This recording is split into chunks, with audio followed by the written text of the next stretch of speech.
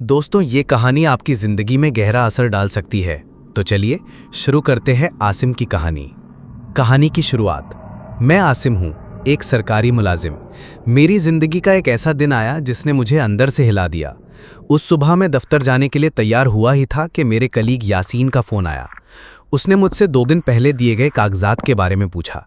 मैंने इत्मीनान से कहा वो कागजात घर पर रखे हैं, लेकिन फ़ोन रखते ही मेरे हाथ कांप गए।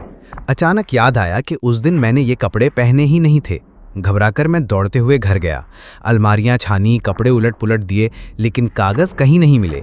मेरी बीवी परेशान होकर पूछने लगी, क्या ढूंढ रहे हो? मैंने बताया कि यासीन के अहम कागज़ उन्हीं कपड़ों में थे। तभी बीवी को याद आया, वो कपड़े तो मैंने धो दिए थे। मैं भागकर छत पर गया। गीले कपड़ों में वो सूट मिला, लेकिन जेबें खाली थीं। अब मेरे दिमाग में बिजली सी कौंधी कि शायद वो कागज़ गफ़ार साहब के जनाजे के वक्त गिरे हों। गफ़ार साहब कौन थे? गफ़ार साहब सिर्फ हमारे मोहल्ले के बुजुर्ग ही नहीं थे, बल्कि मेरे लिए एक पिता जैसे थे।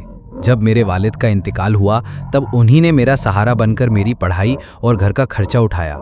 महीने का राशन भेजते, ज़रूरत पड़ने पर उधार पैसे देते, लेकिन कभी जताते नहीं। अगर गफ़ार साहब मदद ना करते तो मेरी पढ़ाई अधूरी रह जाती और मैं आज इस ओहदे पर ना होता। यही वजह थी कि उनका इंतकाल सुनकर मुझे ऐसा लगा जैसे मैं फिर से यतीम हो गया हूँ। कब्र की तरफ सफ़र।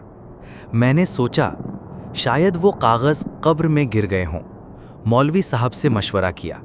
पहले तो उन्होंने मना किया, लेकिन मेरी नौकरी जाने का ख़तरा सुनकर इजाज़त दे दी। गफ़ार साहब के घर वालों से भी बड़ी मुश्किल से रज़ामंदी ली। उनकी बीवी पहले नहीं मानी, लेकिन फिर हमदर्दी में हाँ कह दी। उस रात हम 4 लोग कब्रिस्तान पहुँचे।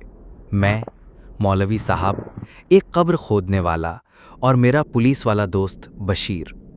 दिल दहल रहा था, हाथ कांप रहे थे, लेकिन मजबूरी हमें मिट्टी हटाने पर मजबूर कर रही थी। हैरत अंगेज मंजर।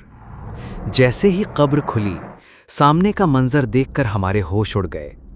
कब्र फूलों से भरी हुई थी। खुशबू इतनी बेहतरीन थी कि मैंने जिंदगी में कभी नहीं सूंघी थी। और गफ़ार साहब का चेहरा 14वीं के चांद की तरह चमक रहा था। कफन बिल्कुल साफ, मिट्टी का एक दाग तक नहीं। उस वक्त मेरा दिल कांप उठा। ये सब कुरान मजीद की बरकत है।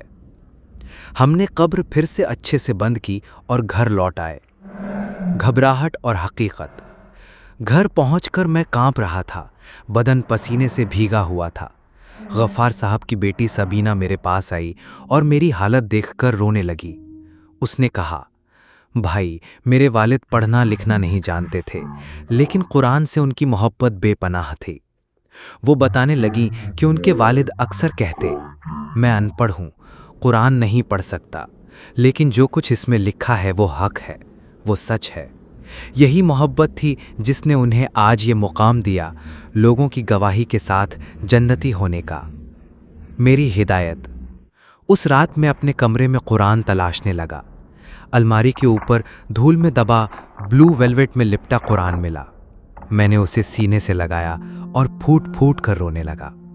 उस रात मेरी बीवी ने सूरह रहमान पढ़ी और मेरे दिल पर हिदायत के दरवाजे खुल गए।